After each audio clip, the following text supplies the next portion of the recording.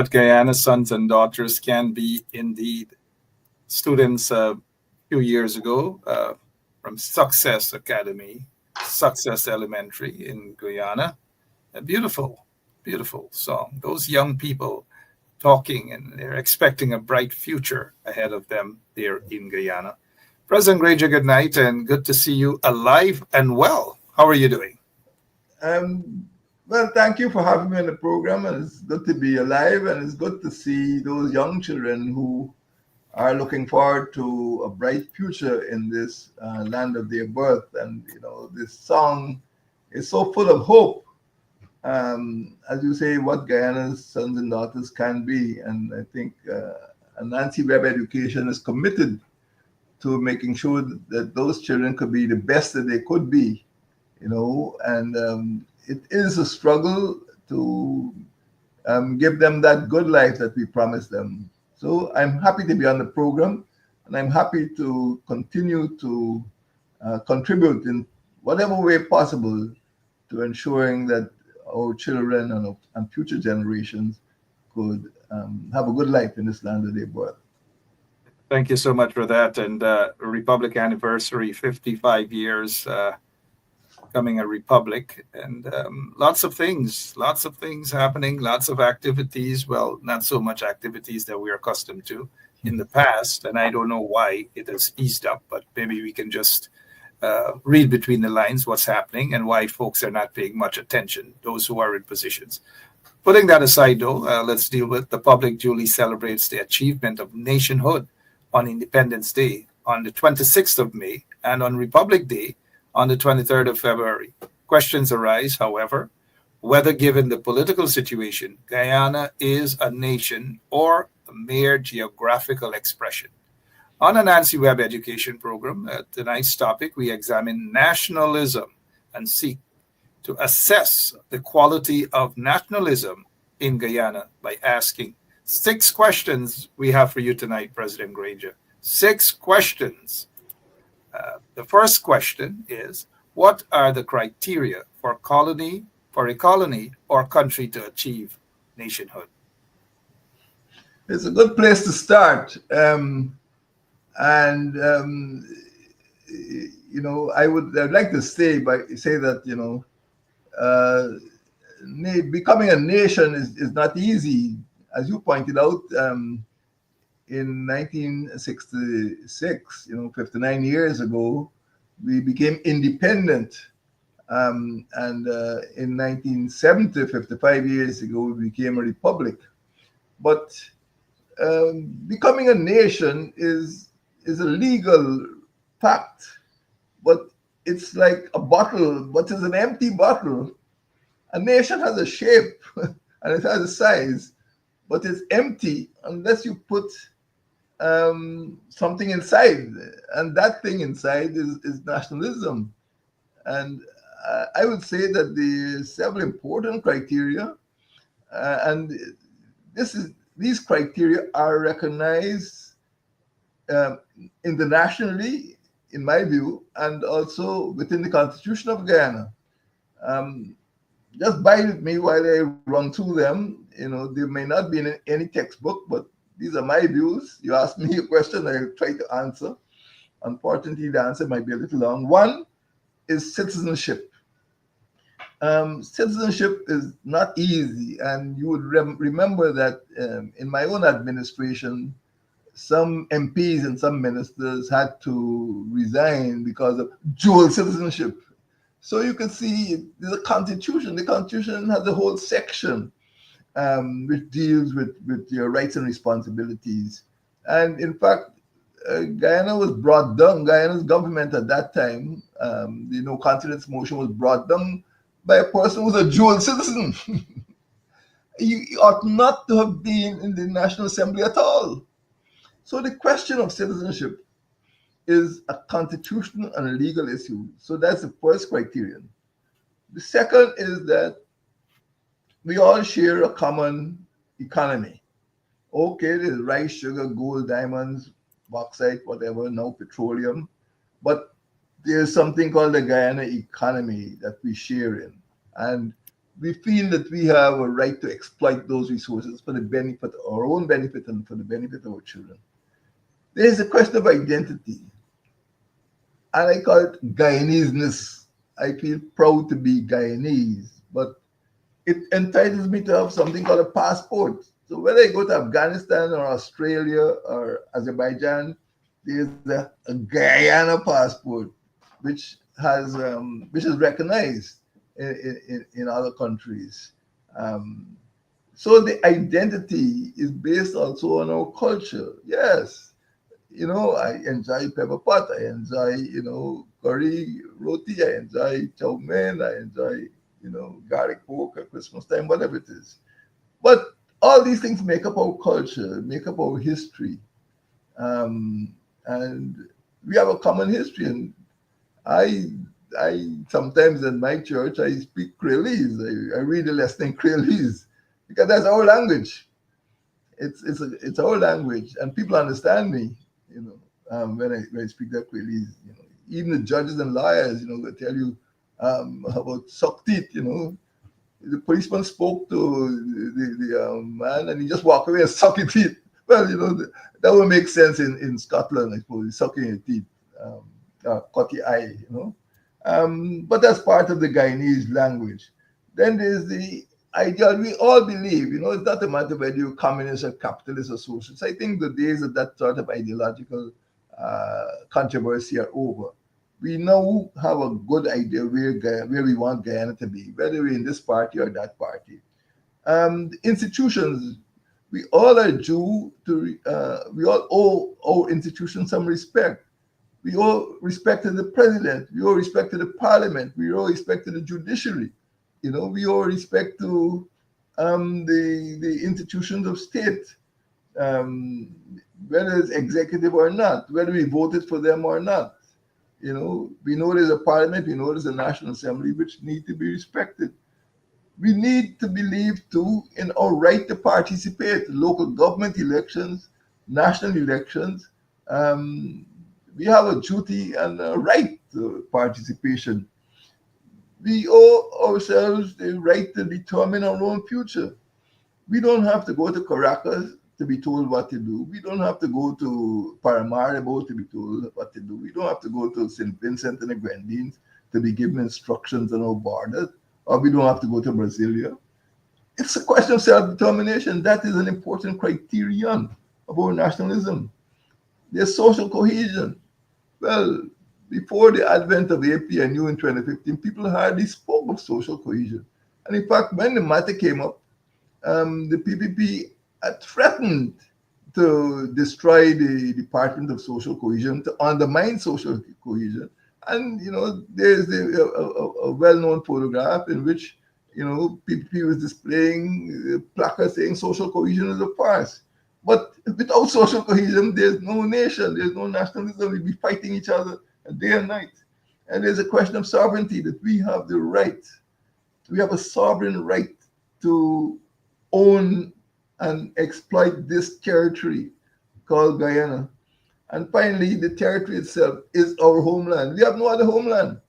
We may migrate, we may go to Scotland or USA or anywhere else, but this is the homeland for the most Guyanese. This is our motherland, if you want to call it that. I don't have to get a passport to go to Purika. I don't have to get a passport to go to Paramakata. I don't have to get a passport to go to Upakari or Yakusari. This is my home. So those are the 10 criteria that constitute nationalism. It may sound a little long-winded, but I think that that's a full, more than a full answer to your question, your first question. What are the criteria for a colony? We moved from where we were at midnight on the 25th of May, 1966, when we didn't own anything. We didn't even have our own chief of staff. We didn't have our own commissioner. We didn't have our own chancellor of the University of Guyana, vice chancellor. We didn't have our own governor of the Bank of Guyana. Midnight on the 25th of May, we didn't have a lot of things that should make us a nation. So it was an empty bottle. And now we have a responsibility to fill that bottle. Sorry to be so long-winded, but that's my answer to your question. Thank you so much for that. As we prepare for the second question, good night to those of you who are now joining us, and welcome you to Anansi Web Education.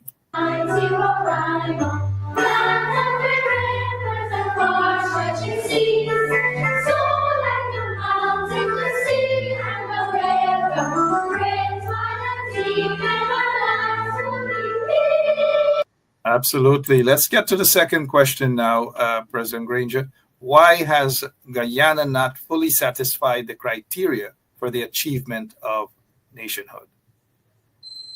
The question is, it may sound simple, but the answer again takes us back into history. To start with, Guyana was born a broken nation, and we had just come out of a period of terrorism called the Hurricane of Protest, launched by the People's Progressive Party.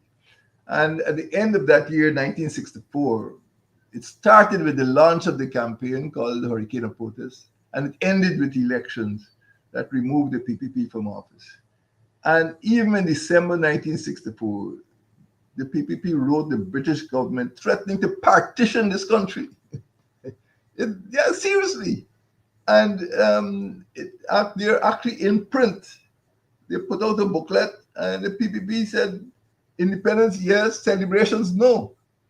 And to start with, the PPP discouraged its supporters, who constitute a significant portion of the population, then and now, not to celebrate independence.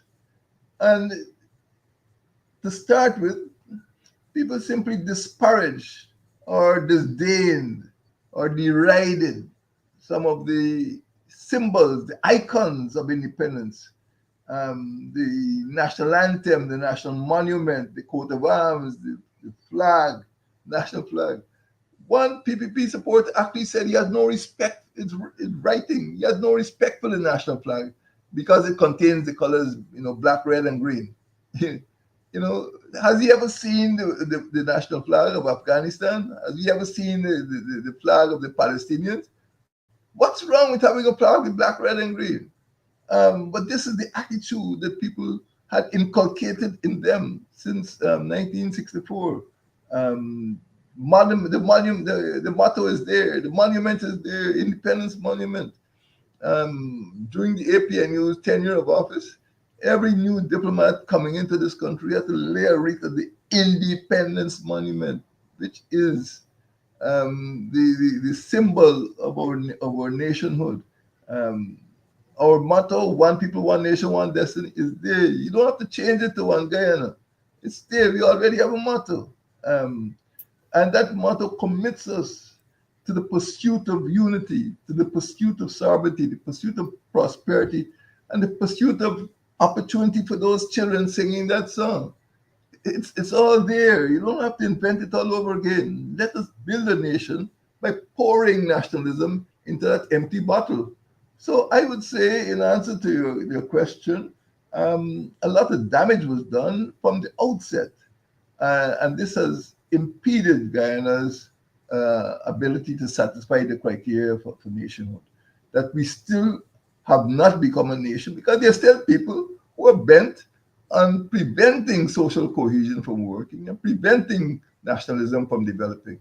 And they're trying to create a sort of blue one Guyana, a blue, what do you call, corridor of unity, a blue one Guyana commission. This thing will work. There's no one Guyana commission. There's no corridor of unity. Unfortunately, social cohesion is being impeded. So that is one of the reasons why we are where we are. We could move ahead much more quickly and much further if we adopted the criteria, the 10 criteria I mentioned a little while ago. Thank you there. As we move to the third question for tonight, good night, those of you who have just joined us, wherever you are. May we ever go. Day by day, strengthening to grow. Till our life reach our destination, and others also go.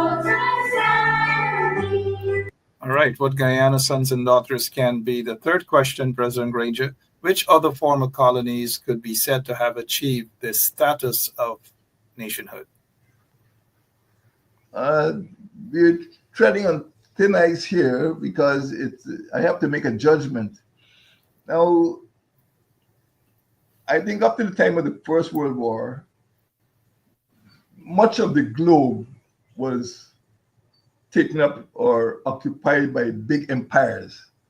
For example, the Ottoman Empire, which is now being shrunk to Turkey. I mean, a couple of dozen countries emerged out of this Ottoman Empire. British empires collapsed after the Second World War. French empires collapsed. The Dutch empires collapsed. The Spanish Empire and Portuguese Empire collapsed. The Portuguese were probably the last big empire to collapse, with colonies in Mozambique and Angola. But much of the world, the southern world in Africa and Asia, are really made up of former colonies. And many of them are still fractured by civil wars and partitions and all sorts of disturbances. So out of those, I would select countries like Singapore, which have a high degree of cohesion, of social cohesion. It's a very orderly state. And even countries in the Caribbean, like Barbados or Jamaica, they're proud, really proud of their nationalism. But in Guyana, we have taken a different route. We have tried to hammer persons into something called One Guyana or One Guyana Commission and all that, instead of allowing people to be what they want to be, instead of giving people, freedom on the local government so that the regions could be properly run, the municipalities could be properly run. There seems to be an interminable warfare taking place between the state and the people. So I would say there are some countries, mostly in Europe, in Scandinavia, Denmark, and maybe France, maybe Britain. Well, it's not a former colony, but some of the countries which emerged out of the Ottoman Empire in the Balkans, like Croatia and Slovenia and so on, they struggled to achieve nationhood after the Soviet Union collapsed. But the Soviet Union took over much of what used to be the Russian Empire. And as you can see, they're still fighting in Ukraine, which used to be part of the USSR. So it is not a done deal. It is not a panacea for national development. And it is something we need to work towards. Some countries have succeeded, and their success stories. Everybody speaks about the Singapore model. But other countries have not succeeded. Myanmar is still fighting. The DRC, which became one of the first sub-Saharan African countries to get independence in 1960. But there is still a big secession movement in Democratic Republic of Congo. Rwanda had a big civil war, a genocidal war. And now they have a form of government which is inventing nationalism all over again. So it is a difficult prospect and difficult project to build nationalism, to pour nationalism into this empty bottle that we call the nation state. It's got a shape, it's got a size, but a lot more has to be done. And I don't think the PPP is pursuing the course of action which will bring people together. You can't force people into being nationalistic. You have to provide certain criteria. The Constitution is there, but sometimes people just ignore the Constitution. Has happened with those MPs who actually committed offenses by seeking to enter Parliament without satisfying the requirements. They're dual citizens, and they could be fined. It's a criminal offense, to worm your way into Parliament without satisfying the citizenship requirements. Read the Constitution, Chapter 4, and you'll see what it says about citizenship and nationalism. Thank you so much. We go to the fourth question. When could Guyana satisfy criteria for the achievement of nationhood? It can satisfy the criteria when it changes its attitude to social cohesion, when it changes its attitude to the Constitution, which calls for inclusionary democracy. It can change its attitude when it can change it can satisfy the criteria when it changes its approach to poor villages. And all of these criteria that I mentioned earlier in this program contribute to making Guyana a successful nation and to building up the spirit of nationalism. I think that people, whether they're rich or poor, whether they're African, Amerindian, or East Indian, Chinese, Portuguese, whatever, could be nationalistic, could be patriotic. If we had the leadership from the government of the day, which encourages that nationalism rather than trying to force people into compliance and obedience and boasting about it. And so many things are going wrong. I mean, simple administrative uh, events like the cash grant, you can see what happens when you destroy Guyana's first um, public service staff college, the Bertrand Collins College of the Public Service. So you have people who are not trained and they can't manage um, simple administrative activities like cash grants because you decide to put people there who put people in key positions in the regions and in offices who only satisfy political loyalty, political criteria, but don't have the training and don't have the commitment of a professional public service. So what we try to do in between 2015 and 2020 has been stopped and reversed. So when you ask me when, I'd say when the PPP wakes up and tries to create a government for all of the people, by all of the people, and make sure that we are properly run. The course that the PPP is taking is not going to strengthen nationalism. The course that the PPP is following, regardless of the revenue, regardless of the petroleum, regardless of the investments, eventually it will be seen that Guyana is really not a strong nation, a strong solidarity. We keep getting these threats, and everybody is surprised. Questions happening on our borders, about the aggression on our borders. Within a few weeks, we've had statements coming out of Suriname and statements coming out of Venezuela. And we don't seem to realize that our neighbors, those two neighbors, our eastern and western neighbors, are very serious, and the way they behave is very damaging to our nationalism. So when Guyana wakes up and stop dividing this country and starts to build social cohesion and build nationalism, I think we'd be in a better position to resist, to develop the country and resist some of these people who want to destroy us. I like that. Resist some of those people who want to destroy us. And we know who some of those people are. Fifth question, President Granger. Who are the key players that contribute most to fostering nationhood? The key players are the Guyanese people, first of all, who must be respected, who must be loved and respected. And we must give them the best education and the best facilities um, possible.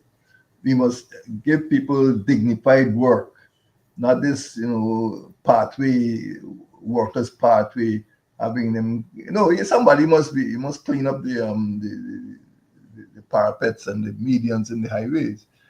We must pay attention to the need to give people proper employment. We must treat people with equality.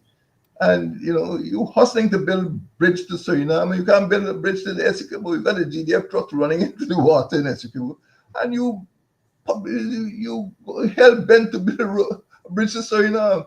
I don't understand that at all. You can't even have a proper highway in the entire region 8, the most beautiful region in this country. So the priorities are all mixed up, and I don't know when they will wake up to the realization that this is one country, um, it is one nation, we have one destiny, and we need to pay attention to the needs of the people. And the key people who are capable of contributing are not all in the cabinet.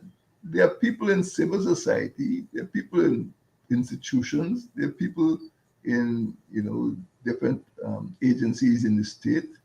There are people in the diaspora who could contribute to this feeling, this fostering the feeling of nationhood.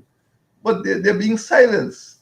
And when you look at the attacks of the PPP administration on civil society, on the Armenian People's Association, on the International Decade of People of African Descent, on you know other civil society groups, the Ghana Human Rights Association, the Red Thread. You can see it is a question of contempt, and these people, are not intended to speak, and they're not intended to play a role. But these are key players in building nationhood. But they're being shut up and they're being discarded and insulted. You know, every week you can hear the insults. You know, like people don't have a right to their own opinion anymore. So unless we get over this hurdle of of authoritarianism, we will not be able to involve civil society, the trade unions, the welfare associations and organizations in creating this feeling of nation. It is there, but it's being smothered. That is the problem. It's not that Guyanese don't want to be proud of their country, but they're being stifled and smothered. All right. Thank you so much for that. This leads us to our final question for tonight. How have other former colonies achieved the status of nationhood? Well, um, I would say I can go back to the criteria that I mentioned. You can see that sometimes people are very proud. For example, Jamaica with the performance of its athletes, um, and you know there are countries with buoyant economies where the population has a good educational foundation and good employment, and people not just coming to exploit or take away, people are coming to contribute. So I would go back to those criteria. One is that we must recognize the importance that the Constitution itself places on citizenship, and we shouldn't treat citizenship as something that can be bargained. And of course, the APNU was particularly hurt by the motion of no confidence voted by somebody who should not have been in the National Assembly in the first place. Um, and his presence there was contrary to the Constitution.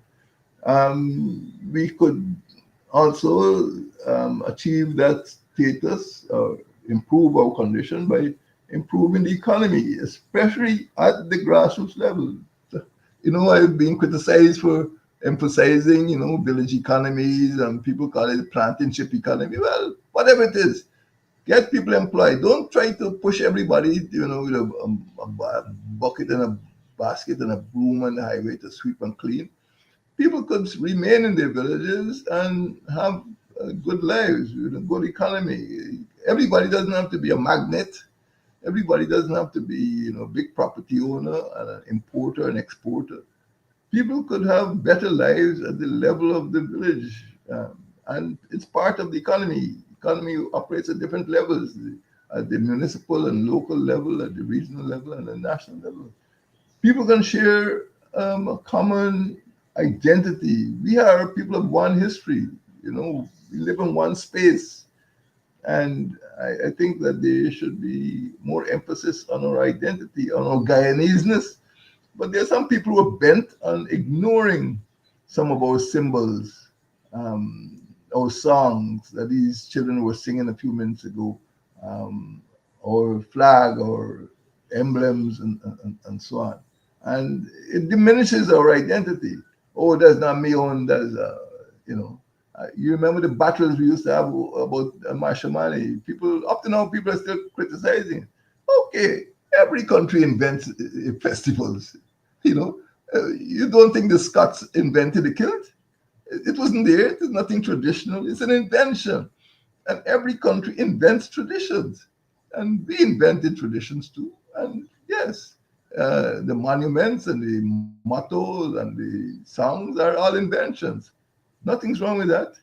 Um, we need to respect the institutions, respect parliament, respect the presidency, respect the, the judiciary, respect the executive.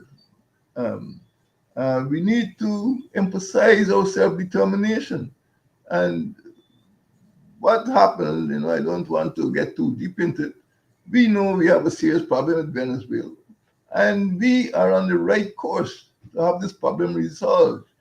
Don't sell your sovereignty to so-called friends who do not have our best interests at heart. We have to emphasize our self-determination and operate on the basis of the confidence that we derive from having the support of our people. Don't deviate and divert from that course, and don't allow yourself to be derailed by false friends. And I think people listening would know what I mean. We need to emphasize social cohesion. That is how we can achieve state nationhood.